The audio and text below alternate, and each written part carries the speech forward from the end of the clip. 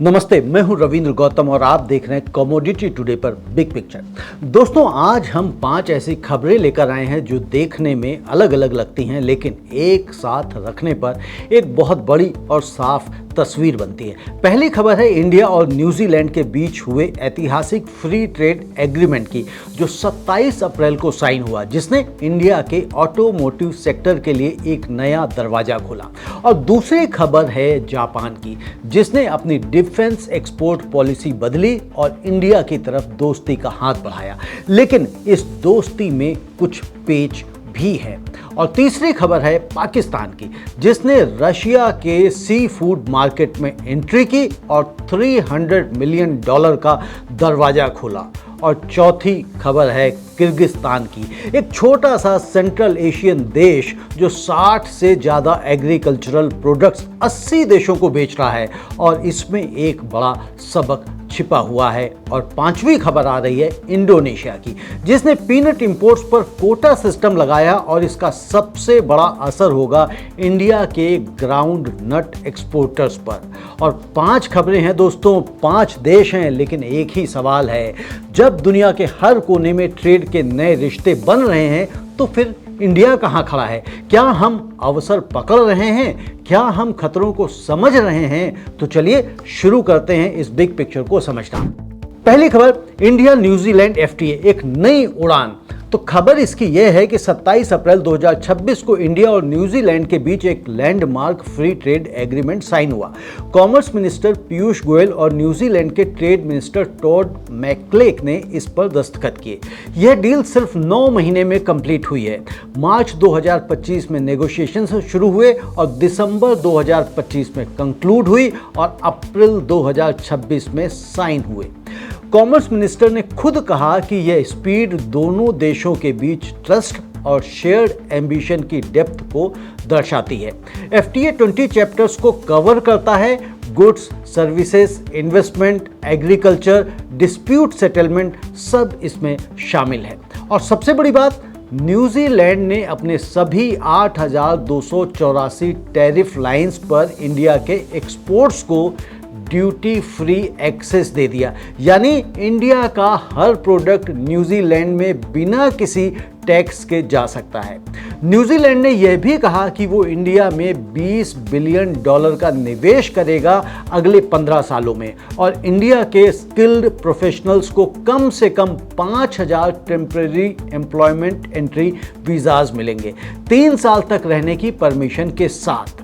अब दोस्तों, इसका हम कारण समझते हैं। तो दोस्तों, यह डील अचानक नहीं आ गई, एकदम से नहीं आ गई। इंडिया और न्यूजीलैंड के बीच पहले भी बातचीत हुई थी, लेकिन डेयरी को लेकर इंडिया हमेशा अड़ जाता था। न्यूजीलैंड की डेयरी इंडस्ट्री बहुत ही पावरफुल है और वो इंडियन मार्केट में घुसना चाहती थी। इंडिया के करोड़ों छोटे डेयरी फार्मर्स उसे अलाउ नहीं कर सकते। इस बार डेयरी को डील से बाहर रखा गया। मिल्क, चीज़, बटर, योगर्ट, ये सब एक्सक्लूडेड है, और इसी एक फैसले ने रास्ता साफ किया। और इंडिया के लिए टाइमिंग भी परफेक्ट थी। वेस्ट एशिया कॉन्फ्लिक्ट की वजह से मिडिल ईस्ट रूट्स डिस्टर्प्टेड हैं, यूएस चाइना ट्रेड वॉर की वजह से सप्लाई चेन्स हिल रही हैं, और ऐसे में इंडिया को नए मार्केट्स चाहिए।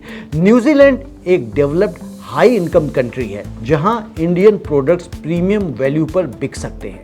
साथ ही न्यूजीलैंड इंडो पैसिफिक का हिस्सा है। ऑस्ट्रेलिया, जापान, साउथ कोरिया, इन सब के साथ न्यूजीलैंड के मजबूत टाइज हैं। यानी न्यूजीलैंड एक गेटवे बन सकता है वाइडर ओशियनिक और पैसिफिक मार्केट्स तक। दोस्तों, अब आते हैं इसके विश्लेषण पर। तो ऑटोमोटिव सेक्टर के लिए यह डील पर्टिकुलरली इंपॉर्टेंट है। अभी न्यूजीलैंड में इंडियन ऑटोमोटिव कंपोनेंट्स पर करीब 10% की ड्यूटी लगती है, उसके बाद 0 तत्काल, इमीडिएटली। और इंडिया का automotive export basket engineering goods, auto parts, passenger vehicles, New Zealand एक छोटा लेकिन प्रीमियम मार्केट है। और जब ईवी की बात करते हैं दोस्तों, तो न्यूजीलैंड ने 2035 तक आईसीई व्हीकल्स बंद करने का टारगेट रखा है। यानी इंडियन ईवी मैन्युफैक्चरर्स के लिए एक रेडी और ग्रोइंग मार्केट है। महिंद्रा, टाटा मोटर्स और जो भी कंपनी ग्लोबली स्केल करना चाहती हैं, उनके लिए न्यूजीलैंड का जीरो ड्यूटी एनवायरनमेंट एक टेस्टिंग ग्राउंड बन सकता है। गुजरात को केमिकल्स और जेम्स में, महाराष्ट्र को फार्मा और ऑटो कंपोनेंट्स में, तमिलनाडु को टेक्सटाइल्स और लेदर में सबको फायदा होगा। एक एक्सपर्ट ने कहा कि न्यूजीलैंड 100% ड्यूटी फ्री एक्सेस देने वाले देशों में से एक है और यह एक रेयर कमिटमेंट है। लेकिन कुछ चैलेंजेस भी हैं। न्यूजीलैंड का मार्केट छोटा है, सिर्फ 50 लाख लोग, जी हाँ सिर्फ 50 लाख लोग। बाइलेटरल ट्रेड अभी $1.06 बिलियन है और यह बहुत कम है। एफटीए के बाद भी इसे $5 बिलियन तक ले जाना होगा। न्यूजीलैंड की पार्लियामेंट को इसे रेटिफाई करना होगा। 6 महीने का प्रोसेस, यानी एक्चुअल इंप्लीमेंटेशन अभी थोड़ा सा दूर है। और कुछ इंडियन फार्मर्स को चिंता है कि न्यूजीलैंड के एप्पल्स, कीवी, हनी, क्या ये इंडियन फार्मर्स को compete करना मुश्किल बना देंगे। हालांकि इंडिया ने सेंसिटिव एग्रीकल्चरल प्रोडक्ट्स को प्रोटेक्ट किया है। अब इसका इम्पैक्ट देखते हैं तो शॉर्ट टर्म में इंडियन एक्सपोर्टर्स को एक नया प्रीमियम जीरो ड्यूटी मार्केट मिला है, textiles, leather, auto components, pharmaceutical, सबके लिए। और लॉन्ग टर्म की बात करें तो न्यूजीलैंड ईवी इन्वेस्टमेंट का दरवाजा है और जो कंपनी न्यूजीलैंड में सक्सेसफुली ऑपरेट करती है उसकी क्रेडिबिलिटी पूरे पैसिफिक में बढ़ती है। तो दोस्तों, इस खबर का बिग पिक्चर क्या है? इंडिया ने पिछले कुछ सालों में यूएई, ऑस्ट्रेलिया, मॉरिशस, ईएफटीए, कई एफटीए साइन किए हैं, लेकिन हर एफटीए का एक नया सबक लेकर आता है। न्यूजीलैंड का सबक यह है कि जब डेयरी जैसे सेंसिटिव सेक्टर को प्रोटेक्ट करते हो तो डील होती है। जब दोनों साइड की प्रायोरिटी क्लियर हो तो निगोशिएशंस फास्ट होती हैं। 9 महीने में एक एफटीए, यह इंडिया की नई ट्रेड डिप्लोमेसी की स्पीड है। लेकिन डील साइन करना काफ़ी नहीं है। एक्सपोर्टर्स को अवेयर होना होगा, क्वालिटी स्टैंडर्ड्स मेंटेन करने होंगे, मार्केटिंग करनी होगी। और न्यूजीलैंड छोटा है लेकिन वो इंडिया के लिए पैसिफिक का दरवाज़ा खोल सकता है और वो दरवाज़ा खुल गया है। अब उसमें से निकलना इंडिया के एक्सपोर्टर्स का काम है। अब बढ़ते हैं अगली खबर की तरफ। जापान डिफेंस की बात करते हैं। दोस्ती में टेक्नोलॉजी का वादा। 22 अप्रैल 2026 को जापान की प्रधानमंत्री ने एक ऐतिहासिक घोषणा की। जापान अब लीथल वेपन्स एक्सपोर्ट करेगा 17 देशों को और उन 17 देशों में भारत शामिल है। इंडिया के मिनिस्ट्री ऑफ एक्सटर्नल अफेयर्स के स्पोक्स पर्सन रणधीर जायसवाल ने इसका तुरंत स्वागत किया। उन्होंने कहा कि defence and security cooperation form an important pillar of the India-Japan Special Strategic and global partnership. Japan ने 1967 में आर्म्स एक्सपोर्ट पर बैन लगाया था और 1976 में इसको और टाइट किया और 80 साल तक जापान ने सिर्फ non lethal equipment, rescue, transport, mine sweeping, surveillance यही एक्सपोर्ट किए और अब वो बैन खत्म हो गया। जापान ने अपने 3 principles on transfer of defence equipment and technology को रिवाइज किया है और अब सभी defence equipment transfers in principle possible होंगी यूएन चार्टर के अनुसार यूज करने की शर्त पर। जी हाँ, यहाँ पे यूएन चार्टर के अनुसार जो यूज करने की शर्त है, अगर वो मानी जाएगी तो ये एक्सपोर्ट रहेगा। जापान ने ऑस्ट्रेलिया के साथ $6.5 बिलियन का फ्रिगेट डील पहले ही साइन किया है।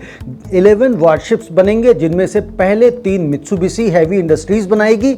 अब हम इसका कारण देख लेते हैं। तो दोस्तों, जापान यह क्यों कर रहा है, यह कारण जानना जरूरी है। इंडो पैसिफिक में सिक्योरिटी एनवायरनमेंट बदल रहा है। चाइना की मिलिट्री एक्सपेंशन हो रही है, नॉर्थ कोरिया मिसाइल्स दाग रहा है, ईरान वार हो रही है, रशिया यूक्रेन युद्ध चल रहा है। जापान ने रियलाइज किया कि अकेले कोई देश सुरक्षित नहीं रह सकता। एलाइड कोऑपरेशन जरूरी है और एलाइड कोऑपरेशन के लिए डिफेंस इक्विपमेंट शेयरिंग जरूरी है। साथ ही जापान की डिफेंस इंडस्ट्री घरेलू मार्केट तक लिमिटेड थी। इससे कॉस्ट ऊंचे थे, स्केल नहीं थी, टेक्नोलॉजी स्टैग्नेट हो रही थी। एक्सपोर्ट अलाउ होने से स्केल बढ़ेगी, R&D इन्वेस्टमेंट बढ़ेगा, मित्सुबिशी और कावासाकी जैसी कंपनीज ग्लोबली compete कर सकेंगी। और इंडिया भी चाहता है कि डिफेंस में self reliance, make in India, technology transfer, joint manufacturing हो। अब इसका विश्लेषण देख लेते हैं। तो इंडिया जापान डिफेंस कोऑपरेशन की बैकग्राउंड देखें, ये सबसे ज़्यादा जरूरी है। 2014 में India Japan special strategic and global partnership बनी। 2020 में acquisition and cross servicing agreement sign हुआ। 2024 में दोनों ने यूनिकॉर्न सेंसर मास्ट के को डेवलपमेंट का MOU साइन किया और यह जापान का इंडिया के साथ पहला इक्विपमेंट को डेवलपमेंट था। DRDO और जापान एटला मिलकर अनमैन्ड ग्राउंड व्हीकल्स पर रिसर्च कर रहे हैं। अब जापान के वेपन्स एक्सपोर्ट अलाउ होने से क्या इंडिया को डायरेक्ट लीथल सिस्टम्स मिल सकते हैं? Fighter jets, naval vessels, missiles technology. तो थ्योरी में अगर कहें तो हाँ, मिल सकते हैं, लेकिन प्रैक्टिस में कुछ चैलेंजेस हैं। तो पहला, इंटेलेक्चुअल प्रॉपर्टी। जापानीज फर्म्स अपनी टेक्नोलॉजी को टाइटली होल्ड करती हैं। जी हाँ, टाइटली होल्ड करती हैं।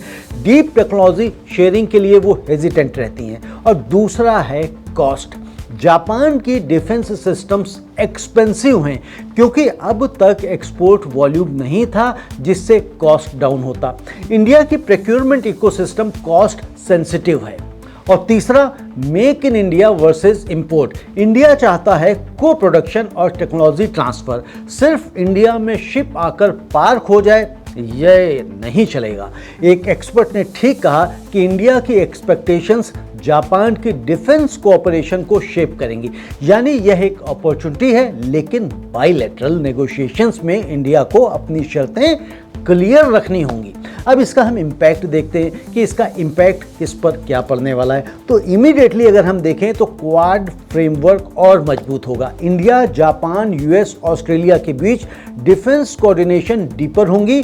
मीडियम टर्म की अगर हम बात देखें तो अगर जापान को प्रोडक्शन एग्रीमेंट्स करे तो इंडिया के डिफेंस मैन्युफैक्चरिंग सेक्टर को एक ह्यूज बूस्ट मिल सकता है। Submarine technology, jet engines, naval systems, ये एरियाज हैं जहां जापान आगे है। लॉन्ग टर्म की अगर हम बात करें तो इंडिया और जापान मिलकर एक ऐसी डिफेंस सप्लाई चेन बना सकते हैं जो चाइना पर निर्भरता कम करे दोनों के लिए। अब इस खबर का अगर आप बिग पिक्चर देखें तो जापान ने 80 साल का पैसिफिज्म एक झटके में नहीं छोड़ा है। यह एक स्लो मेजर्ड शिफ्ट है। 2014 में नॉन लीथल एक्सपोर्ट अलाउ हुए और 2023 में license based weapons back to licensors को अलाउ किया और अब 2026 में फुल लेथल वेपन्स एक्सपोर्ट्स को अलाउ किया है। इंडिया के लिए यह एक स्ट्रेटेजिक अपॉर्चुनिटी है, लेकिन अपॉर्चुनिटी का फ़ायदा उठाने के लिए इंडिया को अपनी नेगोशिएटिंग पोजीशन क्लियर रखनी होगी। टेक्नोलॉजी चाहिए, सिर्फ हार्डवेयर नहीं। मैन्युफैक्चरिंग होनी चाहिए भारत में, सिर्फ इंपोर्ट नहीं। जापान की फ्रेंडशिप वैल्यूएबल है, लेकिन उस फ्रेंडशिप को स्ट्रेटेजिक डेप्थ देने की जिम्मेदारी दोनों तरफ है। अब बढ़ते हैं अगली खबर की तरफ। पाकिस्तान का रशिया में सी फूड, एक रणनीतिक मूव। 17 अप्रैल 2026 को पाकिस्तान के maritime affairs minister Mohammad Junaid Anwar Chaudhry ने एक बड़ी घोषणा की। घोषणा क्या थी? रशिया ने पाकिस्तान के 16 सी फूड प्रोसेसिंग प्लांट्स को अपने यहाँ एक्सपोर्ट के लिए अप्रूव कर दिया।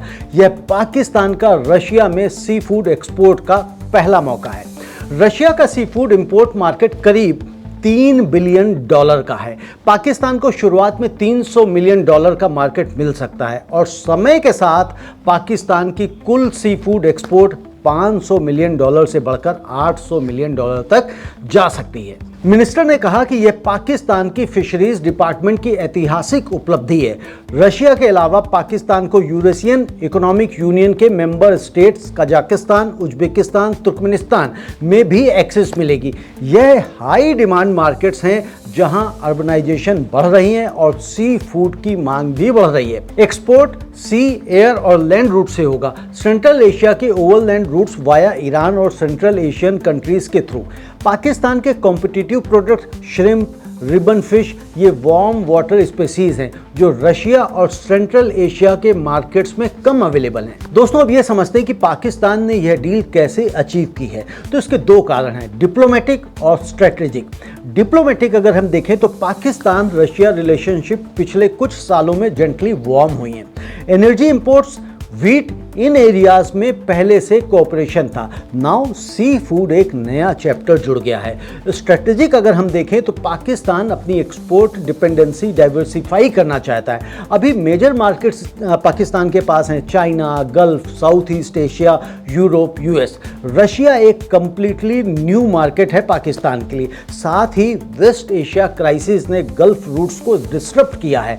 यह पाकिस्तान के लिए एक रिमाइंडर था कि सिंगल मार्केट्स पर डिपेंड मत रहो। और रशिया के पर्सपेक्टिव से वेस्टर्न सैंक्शंस के बाद रशिया को अल्टरनेटिव सप्लायर्स चाहिए।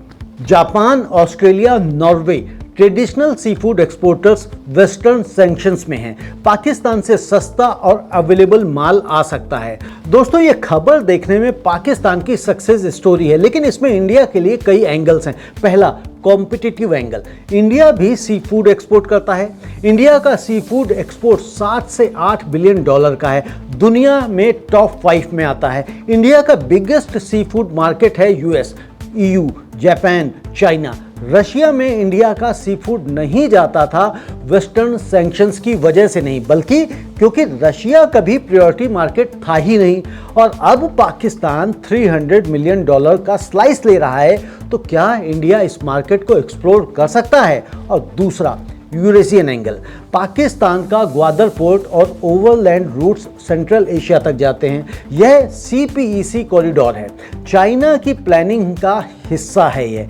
यानी यह सिर्फ सी फूड की बात नहीं है, यह पाकिस्तान की यूरेशिया में स्ट्रेटेजिक फुटप्रिंट की बात है।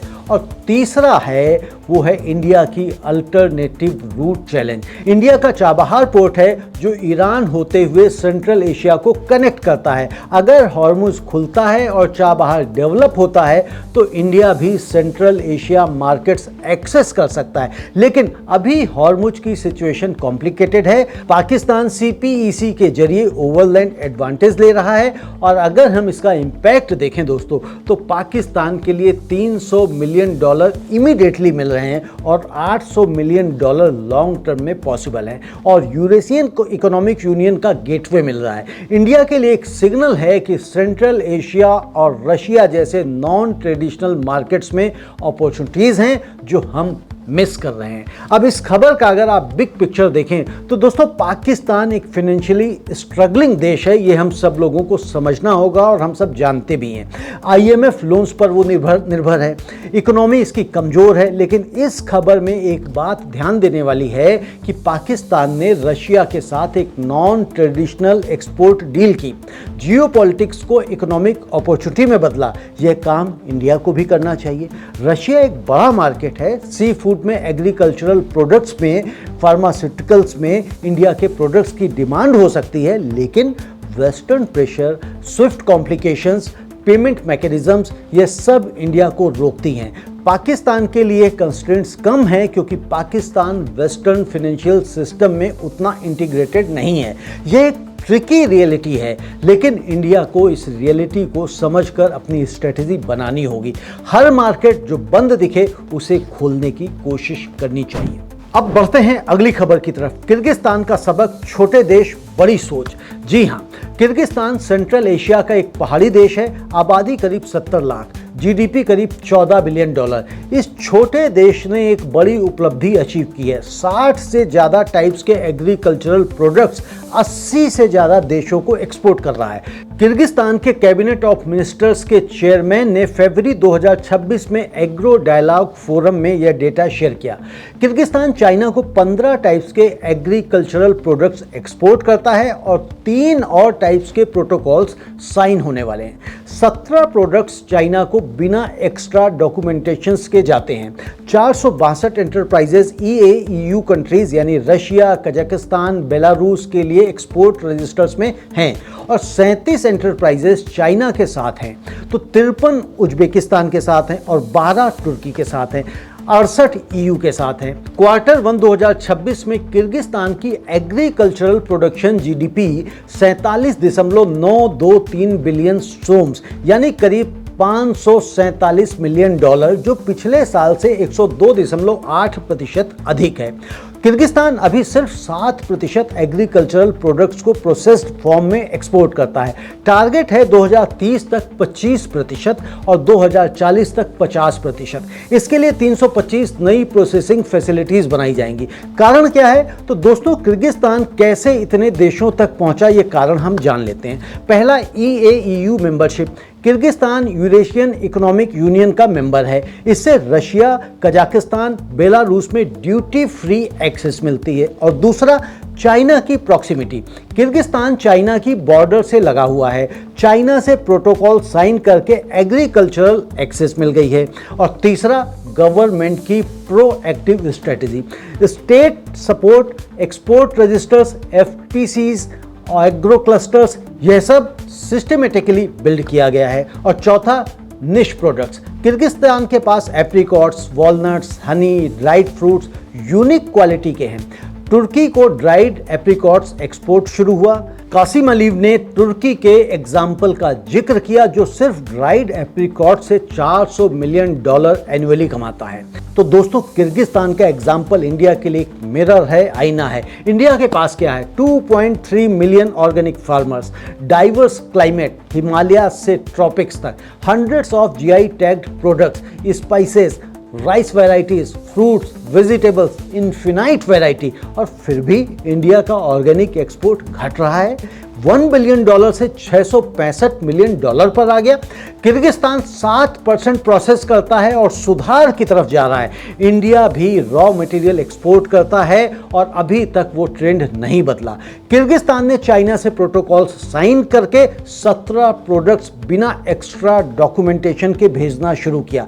इंडिया का चाइना के साथ एग्रीकल्चरल ट्रेड कॉम्प्लिकेटेड है, GMO कंट्रोवर्सी, जियोपॉलिटिकल टेंशंस। लेकिन अगर इंडिया वियतनाम से प्रोटोकॉल्स साइन करे, इंडोनेशिया के साथ क्वालिटी इश्यूज रिजॉल्व करे, EU के साथ ऑर्गेनिक सर्टिफिकेशन मजबूत करे, तो क्या इंडिया भी 80+ देशों में डाइवर्सिफाई कर सकता है?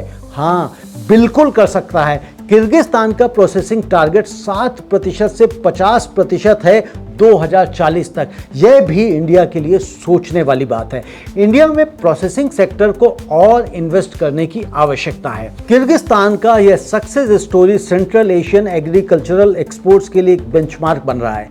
इंडिया के लिए इससे कंपटीशन बढ़ेगा। किर्गिस्तान के organic products, dried fruits, walnuts, Honey, वो यूरोप और मिडिल ईस्ट के उसी प्रीमियम मार्केट में जाते हैं जहां इंडिया के ऑर्गेनिक प्रोडक्ट्स जाते हैं। बिग पिक्चर क्या है दोस्तों? तो दोस्तों, नीदरलैंड्स एक देश है जिसकी आबादी 1.7 करोड़ है और वो दुनिया का दूसरा लार्जेस्ट फूड एक्सपोर्टर है US के बाद। कासिम अलीव ने खुद नीदरलैंड्स का एग्जाम्पल दिया, जहां ट्यूलिप से $1 बिलियन से ज़्यादा आता है। यह बताता है कि साइज मैटर नहीं करता, स्ट्रेटेजी मैटर करती है। एक छोटा सा किर्गिस्तान 80 देशों को एक्सपोर्ट कर रहा है और इंडिया, दुनिया का 5वां सबसे बड़ा इकोनॉमी, अभी तक $1 ट्रिलियन एक्सपोर्ट का टारगेट पूरा करने की कोशिश में है। किर्गिस्तान का सबक एक ही है, प्रोडक्ट्स डाइवर्सिफाई करो, प्रोसेसिंग बढ़ाओ, प्रोटोकॉल्स साइन करो और हर मार्केट को, चाहे वो छोटा हो, अपॉर्चुनिटी की तरह देखो। अब बढ़ते हैं अगली खबर की तरफ। इंडोनेशिया का पीनट कोटा इंडिया के किसान को सीधी चोट। इंडोनेशिया ने पीनट यानी ग्राउंड नट इंपोर्ट्स पर एक नया कोटा बेस्ड सिस्टम लागू किया है। यह खबर उन लाखों किसानों के लिए सीधी चोट है जो गुजरात, राजस्थान, मध्य प्रदेश, तमिलनाडु, कर्नाटका और आंध्र प्रदेश में मूंगफली का उत्पादन करते हैं, मूंगफली उगाते हैं। बैकग्राउंड समझिए इसकी। इंडिया दुनिया का सबसे बड़ा मूंगफली एक्सपोर्टर है। ग्लोबल एक्सपोर्ट का 18% हिस्सा है। फाइनेंशियल ईयर 2024 में भारत ने 7.46 लाख टन ग्राउंडनट एक्सपोर्ट किया, $794.97 मिलियन का, और इस एक्सपोर्ट में इंडोनेशिया सबसे बड़ा बायर था। इंडिया के कुल मूंगफली एक्सपोर्ट का करीब 1/3 हिस्सा इंडोनेशिया खरीदता था। 2023-24 में इंडोनेशिया ने $280 मिलियन का ग्राउंडनट इंडिया से खरीदा, लेकिन इंडोनेशिया का रिश्ता इंडिया के मूंगफली एक्सपोर्टर्स के साथ तनावपूर्ण रहा है। सितंबर 2025 में इंडोनेशिया ने इंडियन ग्राउंडनट पर बैन लगाया, एफ्लाटॉक्सिन यानी फंगल कंटामिनेशन का आरोप लगाकर, और जनवरी 2026 में बैन टेक्निकली लिफ्ट हुआ, लेकिन नई कंडीशंस के साथ में। अप्रूव्ड एक्सपोर्टर्स की लिस्ट सिर्फ 75 कंपनीज तक लिमिटेड हो गई, क्वालिटी स्टैंडर्ड्स और स्ट्रिक्टर हो गए, और अब नया कोटा सिस्टम। तो इसका कारण क्या है दोस्तों? इंडोनेशिया ये क्यों कर रहा है, ये हमें समझना जरूरी है। एक साइड पर लेजिटिमेट फूड सेफ्टी कंसर्न्स हैं, एफ्लाटॉक्सिन एक रियल थ्रेट है। यह एक फंगल टॉक्सिन है जो इम्प्रॉपरली स्टोर्ड या प्रोसेस्ड ग्राउंडनट्स में मिलती है। यह सीरियसली हार्मफुल है। इंडोनेशिया ने 2025 में कई इंडियन कंसाइनमेंट्स में हाई एफ्लाटॉक्सिन लेवल्स पाए। कुछ इंडियन एक्सपोर्टर्स ने स्टैंडर्ड्स मेंटेन नहीं किए, लेकिन दूसरी साइड पर इंडिया के एक्सपोर्टर्स और ट्रेड एक्सपर्ट्स एक बड़ी शिकायत करते हैं। वह शिकायत क्या है कि इंडोनेशिया का टेस्टिंग स्टैंडर्ड WTO गाइडलाइंस के अनुसार नहीं है। इंडोनेशिया सिर्फ 1 किलोग्राम का सैंपल टेस्ट करता है, जबकि इंडिया का अपीडा 20 किलोग्राम सैंपल टेस्ट करता है। इस डिफरेंस से रिजल्ट्स इनकॉन्सिस्टेंट होते हैं, और कोटा सिस्टम का टाइमिंग यह प्रोटेक्ट करने की कोशिश है कि डोमेस्टिक प्रोड्यूसर्स को लाभ मिले। इंडिया में मूंगफली उत्पादन बढ़ रहा है। इंडोनेशियन गवर्नमेंट चाहती है कि डोमेस्टिक फार्मर्स को प्रोटेक्ट किया जाए। Confederation of all India traders के नेशनल सेक्रेटरी शंकर ठक्कर ने कहा कि इंडोनेशिया का इंटेंशन पीनट में ठीक नहीं लग रहा है।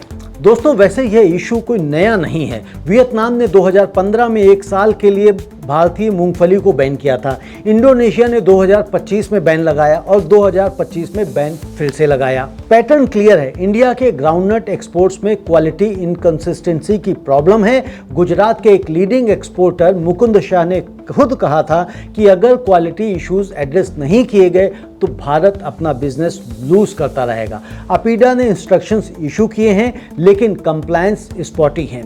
कुछ एक्सपोर्टर्स मेंटेन करते हैं और कुछ नहीं करते हैं, और यही एक एक्सपोर्टर की गलती पूरे सेक्टर की रेपुटेशन को बिगाड़ती है। इंडोनेशिया की कोटा सिस्टम जो ऑलरेडी टाइट थी और टाइट होने वाली है। अप्रूव्ड एक्सपोर्टर्स सिर्फ 75 रह गए। न्यू एंट्रेंट्स के लिए डोर प्रैक्टिकली बंद हो गए हैं। कोटा वॉल्यूम लिमिट होगी, यानी इंडिया के टोटल मूंगफली एक्सपोर्ट का 1/3 जो इंडोनेशिया को जाता था वो अब सिग्निफिकेंटली कम होने वाला है। दोस्तों, गुजरात के मूंगफली किसान को सबसे ज़्यादा इसका असर होगा। गुजरात भारत का 46% से अधिक मूंगफली उगाता है। एक्सपोर्टिंग कंपनीज जो इंडोनेशिया फोकस थी, उन्हें वियतनाम, फिलीपींस, मलेशिया, EU दूसरे मार्केट्स की तरफ पिवट करना होगा। डोमेस्टिक प्राइसेस पर भी असर पड़ सकता है। अगर एक्सपोर्ट रूट्स बंद हों तो सप्लाई डोमेस्टिक मार्केट में ज़्यादा आएगी, और इससे क्या होगा? इससे भाव गिरेंगे। अब इसकी बिग पिक्चर अगर हम देखें तो दोस्तों, ये खबर एक फैमिलियर पैटर्न दिखाती है। चाइना ने इंडिया के राइस को GMO कहकर रिजेक्ट किया। इंडोनेशिया ने इंडिया के ग्राउंडनट को एफ्लाटॉक्सिन कहकर रिजेक्ट किया। वियतनाम ने भी पहले रिजेक्ट किया था। पैटर्न एक ही है। इंडिया का प्रोडक्ट एक्सपोर्ट होता है, क्वालिटी इनकंसिस्टेंसी की वजह से रिजेक्ट होता है, इंपोर्टिंग कंट्री रूल्स टाइट करती हैं, और इंडिया के किसान और एक्सपोर्टर्स को नुकसान होता है। समाधान भी इसका एक ही है, zero tolerance on quality. APEDA की मॉनिटरिंग को और सख्त और इन्फोर्सेबल बनाना होगा। हर एक्सपोर्टर के लिए इंटरनेशनली एक्सेप्टेड स्टैंडर्ड्स मैंडेटरी हों।